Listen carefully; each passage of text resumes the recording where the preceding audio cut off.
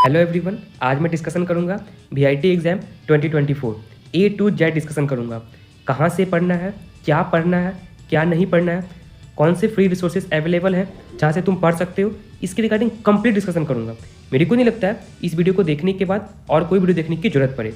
तो डिस्कशन को स्टार्ट करता हूँ। सबसे पहले मैं डेट के ऊपर में बात करूँ, कौन कौन सी इंपॉर्टेंट डेट है। तो इसका रजिस्ट्रेशन स्टार्ट हो चुका है, ठीक है, जो कि दिख रहा है 1 नवंबर से इसका रजिस्ट्रेशन स्टार्ट हो चुका है। उसके बाद मैं बात करूँ लास्ट डेट क्या है, इसका लास्ट डेट ऑफ रजिस्ट्रेशन है तुम्हारा 30 मार्च, ठीक है। उसके बाद इसका करेक्शन विंडो जैसे ही आता है मैं ट्राई करूँगा उसे इन्फॉर्म कर देने का। उसके एग्जाम डेट के ऊपर मैं बात करूँ, लगभग मार्च अप्रैल के ही बीच में हो जाता है तुम्हारा, ठीक है। उसके बाद चलो आगे बढ़ते हैं। उसके बाद इस वीडियो में मैं क्या क्या डिस्कशन करने वाला हूँ, अगर ये सब तुम्हारा डाउट है तो 100% ये सब तुम्हारा सॉल्व हो जाएगा। सबसे पहले इसका एग्जाम पैटर्न क्या होता है, इसके ऊपर मैं डिस्कशन करूंगा, एग्जाम पैटर्न के ऊपर। उसके इंपॉर्टेंट चैप्टर कौन कौन से हैं इसके ऊपर डिस्कशन करूंगा, किस बेसिस से बताऊंगा मैं। सबसे फर्स्ट, मैं लास्ट 2 साल से वीडियो बना रहा हूँ, मेरे पास आइडिया है, बहुत सारे बच्चे हैं, मैं ट्राई करूंगा वीआईटी के जितने मेरे फ्रेंड है या फिर जूनियर है उसके साथ मैं कुछ पॉडकास्ट शूट करने का ट्राई करूंगा जो अच्छे अच्छे रैंक लाए थे, ठीक है। उससे तुम्हारा हेल्प हो जाएगा। और एक्सपेक्टेड कट ऑफ क्या है, देखो ये जो मैं नेट से लिया हूँ, ठीक है, क्योंकि ऐसा कोई कट ऑफ कोई रिलीज़ नहीं करता है, एग्जाम होता है डायरेक्ट रैंक आता है, ठीक है। तो क्या कट ऑफ है क्या नहीं है, बट एक सेफ बता दूंगा, इतने मार्क्स तक सेफ है तुम्हारा।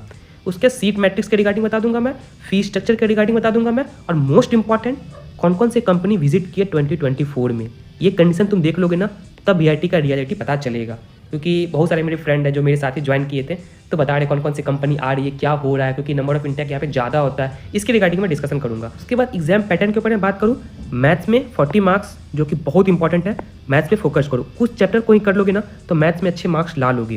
यहाँ पे कुछ चैप्टर को ही फोकस किया जाता है VIT exam, specially Manipal VIT सब में, तो वो मैं बता दूंगा। और कुछ रिपीटेड क्वेश्चन है जो कि हमेशा आते हैं, उसे तुम रट ही लेना। फिजिक्स में भी लगभग 12 के पोर्शन का ज़्यादा वेटेज रहता है, मैं बता रहा हूँ कौन कौन से हैं। 35 मार्क्स का होता है तुम्हारा फिजिक्स। केमिस्ट्री में 35 मार्क्स का होता है, इसका भी मैं रिपीटेड क्वेश्चन प्रोवाइड कर दूंगा जो कि मोस्टली रिपीट हुए हैं। मैं ट्राई करूँगा डिस्कशन करवा देने का, अदरवाइज मैं प्रोवाइड करवा दूंगा। और ये 15 मार्क्स जो है फ्री के मार्क्स हैं। कहाँ से करना है बता रहा हूँ, 15 में 1 मार्क्स भी नहीं कटेगा, इसका मैं गारंटी दे सकता हूँ। और कहाँ से पढ़ना है डिस्क्रिप्शन में सारा मैं प्लेलिस्ट दे चुका हूँ, तो वहाँ से जाओ।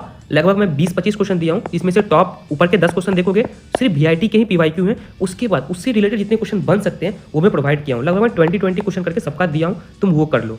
और इंग्लिश में 4 से 5 कॉम्प्रीहेंशन में करवा दूंगा जो कि वीआईटी के पीवाईक्यू हैं। उसकी बेसिस पे एक आइडिया मिल जाएगा वीआईटी में किस तरह के कॉम्प्रीहेंशन आते हैं। शायद ये दोनों का वरी करने की कोई नीड नहीं है, 2 घंटा दे दोगे तुम्हारे लिए सफिशियंट होगा। बाकी तुम इस पर फोकस करो, और ये बहुत इंपॉर्टेंट रोल प्ले करता है, याद रखना। अगर तुम ये कर लोगे ये चीज़ तुम्हारा बेनिफिट करेगा, बिट्स के एग्जाम में भी तुम्हारा, अगर ट्रिपल आईटी हैदराबाद के एग्जाम में बैठोगे उसमें भी तुम्हारा हेल्प होगा। इसी कारण से एटलीस्ट इस पर फोकस दो, लगभग डेली का 10 मिनट भी दोगे तो सफिशियंट है तुम्हारा, ठीक है, अच्छे मार्क्स लाने के लिए। और मोस्ट इंपॉर्टेंट क्या है, यहाँ पे निगेटिव मार्किंग नहीं होता है, याद रखना, नो निगेटिव मार्किंग। इस चीज़ को तुम हमेशा याद रखना, नो निगेटिव मार्किंग होता है। इसी कारण से रैंक में थोड़ा सा लफड़ा हो जाता है, उसके ऊपर मैं डिस्कशन करूंगा। कितने घंटे का पेपर होता है, 2 घंटे 30 मिनट का पेपर होता है। शायद एग्जाम पैटर्न के ऊपर एक आइडिया मिल गया होगा क्या होता है क्या नहीं होता है। अगर मैथ्स में इंपॉर्टेंट चैप्टर के ऊपर मैं बात करूँ, यहाँ मेंशन है, तुम देख सकते हो। और मैं बता देता हूँ, ऐसा नहीं है कि सिर्फ इसी से क्वेश्चन आते हैं, मोस्टली क्वेश्चन इससे आते हैं। अगर अभी तक कुछ नहीं पढ़ रखे हो तो सबसे पहले ये सबको फोकस करो, 3D को करो। मैं तो बोलूँगा एनसीईआरटी का सेकंड बुक है ना क्लास 12 का, उसे रट लो। बहुत सारे क्वेश्चन आते हैं, मैं दिखाऊंगा, ठीक है, मैं रिपीटेड क्वेश्चन दूंगा ना, मैं दिखाऊंगा। थोड़ा डेटा चेंज रहता है बट एनसीईआरटी से ही रहता है, एनसीईआरटी एग्जाम्पलर से ही रहता है। और बाकी बहुत सारे क्वेश्चन रहते हैं तो वो सब मैं ट्राई करूँगा शेयर कर देने का। सर्कल सबसे भी क्वेश्चन रहते हैं, ऐसा नहीं उससे क्वेश्चन नहीं रहते हैं, बट मैक्सिमम क्वेश्चन इससे रहते हैं, ठीक है। पहले ये करो, उसके बाद एक और वीडियो बना दूंगा मैं, वहाँ भी फिर क्वेश्चन प्रोवाइड कर लूँगा, इतने पीवाईक्यू है, तुम इसे कर लो।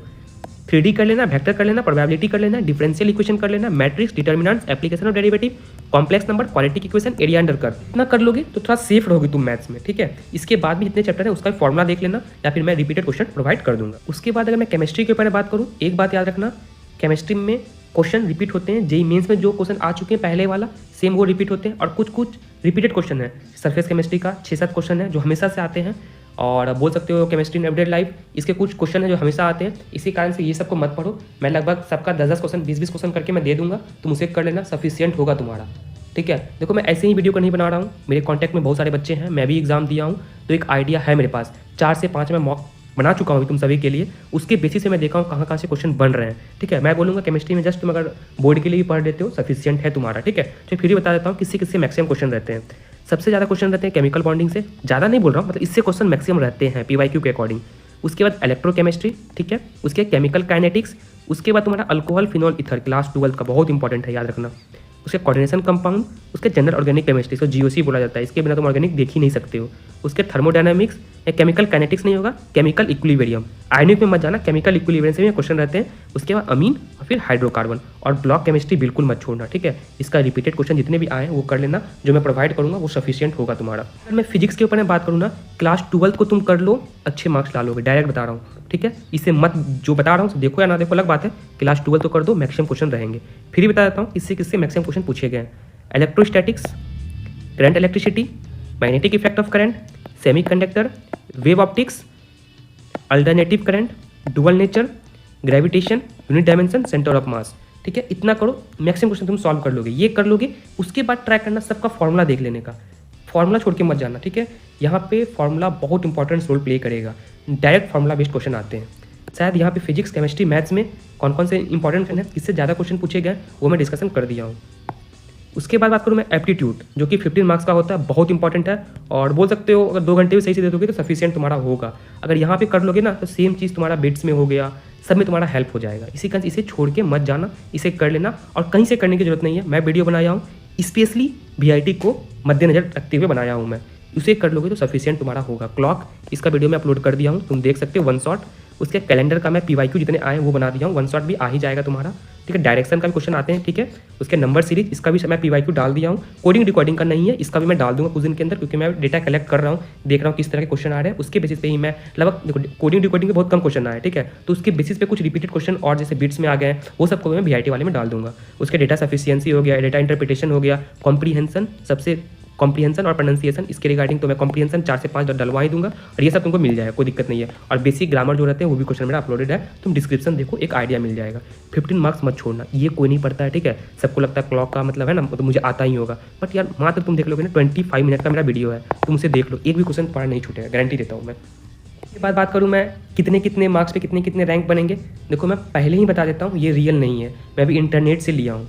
VIT वाले ऐसे कुछ रिलीज़ नहीं करते हैं, वो एग्जाम लेते हैं, रैंक आता है, फिर काउंसलिंग स्टार्ट हो जाता है। बट मेरे कॉन्टैक्ट में कुछ बच्चे थे जो बोले थे भैया मैं इतने मार्क्स का लाया हूँ, मेरा इतना रैंक है, उसके बेसिस से बता रहा हूँ, फिर भी एक आइडिया मिल जाएगा। 100 मार्क्स से ऊपर है तुम सेफ हो, 90 तक भी तुम सेफ हो, क्योंकि नेगेटिव मार्किंग नहीं होता है, इस पर भरोसा मत करो। आइडिया के लिए तुम देख लो, तुमको 90 मार्क्स से ऊपर लाना ही पड़ेगा, इसके अभाव तुमको लाना पड़ेगा, ठीक है। मैं फीस स्ट्रक्चर की बात करूँ, देखो यहाँ पे CSE आराम से मिल जाता है, बट दिक्कत होता है फीस स्ट्रक्चर का। अगर रैंक 1K के अंदर है फिर भी CSE मिल जाएगा, अगर तुम्हारा 7K 8K रैंक है फिर भी तेरे को CSE मिल जाएगा। बट दिक्कत क्या होगा, जिसका रैंक 1K के अंदर होगा उसको फर्स्ट कैटेगरी में मिल जाएगा, और जिसका रैंक खराब है, पैसा बहुत ज़्यादा है, वो 5th कैटेगरी में भी ले सकता है। मैं बोलूँगा फर्स्ट सेकंड कैटेगरी तक मिल रहा है तब सही है, वो आराम से आ जाएगा, ठीक है। इस एग्जाम पे कोई फोकस ही अच्छे से नहीं करता, आपका बैकअप रहता है। अगर तुम्हारा JEE अच्छा नहीं हो रहा है, ठीक है, तो तुम यहाँ पे फोकस कर दो, ठीक है। बहुत अच्छा अपॉर्चुनिटीज़ है तुम्हारे पास, क्योंकि देखो मतलब अपने बारे में खुद ही बता सकते हो तुम्हारा कैसा तैयारी चल रहा है। अगर अच्छा नहीं चल रहा है अभी, तुम इस एग्जाम पे फोकस करो, NCERT लेवल का क्वेश्चन आता है, जस्ट मैं इतना ही बोलूँगा, आराम से तुम मार्क्स इसमें ला लोगे। इसके बाद सीट मैट्रिक्स के ऊपर मैं बात करूँ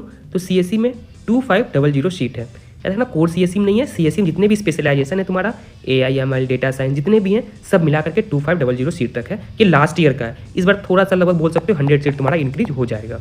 उसके बाद अगर मैं EC के ऊपर मैं बात करूँ, टोटल EC में तुम्हारा लगभग 800 सीट है तुम्हारा, इसमें EC भी आ जाएगा, EEE भी आ जाएगा, इलेक्ट्रिकल रिलेटेड जितने भी ब्रांच होंगे सारे इसमें आ जाएंगे। बाद अगर मैं मैकेनिकल के ऊपर मैं बात करूँ 840 तुम्हारा मैकेनिक, इसमें तुम्हारा रोबोटिक ब्रांच भी आ जाएगा, तुम्हारा मैकेनिकल ऑटोमोबाइल ब्रांच भी आ जाएगा, जितने भी ब्रांच मैकेनिकल से रिलेटेड है सारे ब्रांच इसमें आ जाएंगे।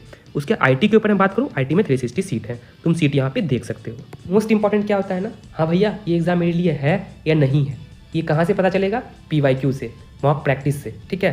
तो मैं ट्राई करूँगा 1-2 PYQ डिस्क्रिप्शन में अपलोड कर देने का, जिससे एक आइडिया मिल जाएगा इस तरह क्वेश्चन आता है, मेरे से होगा या फिर नहीं होगा, ठीक है। बात क्या है, वैसे बच्चे जो अभी तक कुछ स्टार्ट नहीं किए हैं, स्टार्ट करना चाहते हैं, डिस्क्रिप्शन में एक फॉर्म मिलेगा, उस फॉर्म को फिल कर दो। उस फॉर्म को फिल करने के बाद चाहे वो मणिपाल का एग्जाम हो, VIT का हो, बिट्स का हो, या फिर JEE का हो, या कॉमेट के किसी भी एग्जाम हो, सारा एग्जाम का काउंसलिंग मैं खुद करके दूंगा।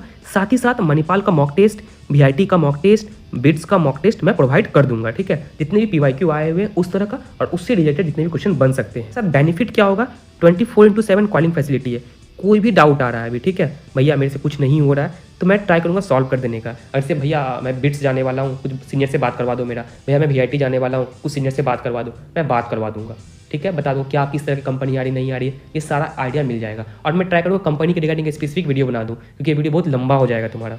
उसके बाद मैं daily day by day strategy plan दूंगा, हाँ आज ये पढ़ना, कल ये पढ़ना है, कोई डाउट आएगा तो फिर मैं डिस्कशन उसे करूँगा। वो बच्चे जो अभी तक कुछ नहीं पढ़ रखे, इससे कुछ उम्मीद नहीं है, वो तुम कर सकते हो, मैं गारंटी देता हूँ तुम अच्छे वहाँ पे कर लोगे। और at the time of counselling, चाहे मणिपाल का हो, VIT का हो, बिट्स का हो, JEE का हो, कॉमेट का हो, SRM का हो, किसी का हो, मैं काउंसलिंग करके दूंगा, चॉइस फिलिंग मैं करके दूंगा, सीट फिजिंग मैं करके दूंगा, कौन कौन से स्कॉलरशिप अवेलेबल होते हैं सारी चीज़ मैं डिस्कशन करूंगा, ठीक है। और मैं लगभग बोल सकते हो पूरा स्टडी मटेरियल भी दूंगा, और 5 मॉक टेस्ट में सारे एग्जाम के रिगार्डिंग दूंगा। JEE के रिगार्डिंग मैं नहीं दे रहा हूँ, ठीक है, मणिपाल VIT बिट्स के रिगार्डिंग दूंगा मैं, ठीक है। शायद यहाँ पे एक कंप्लीट आइडिया मिल गया होगा तुम्हें किस तरह का एग्जाम तुम्हारा होता है। बस मैं इतना ही रिक्वेस्ट करूंगा, अगर लग रहा हो मेरा वीडियो इन्फॉर्मेटिव है, इससे तुम्हारा हेल्प हुआ है, प्लीज़ मेरे वीडियो को लाइक करना, जिससे कि मेरे को और वीडियो बनाने के लिए मोटिवेशन मिले। चैनल पे पहली बार आया तो प्लीज़ चैनल सब्सक्राइब कर लो, और मेरे कमेंट सेक्शन में बताना अगला वीडियो किस टॉपिक पर बनाना है, जिसके रिगार्डिंग बोलोगे मैं ट्राई करूँगा वीडियो बना देने का, और सारा रेफरेंस भी दूंगा, कहाँ से पढ़ना, क्या नहीं पढ़ना, सारा चीज़ मैं बता दूंगा। Hope this information informative for you. Thank you for watching my video.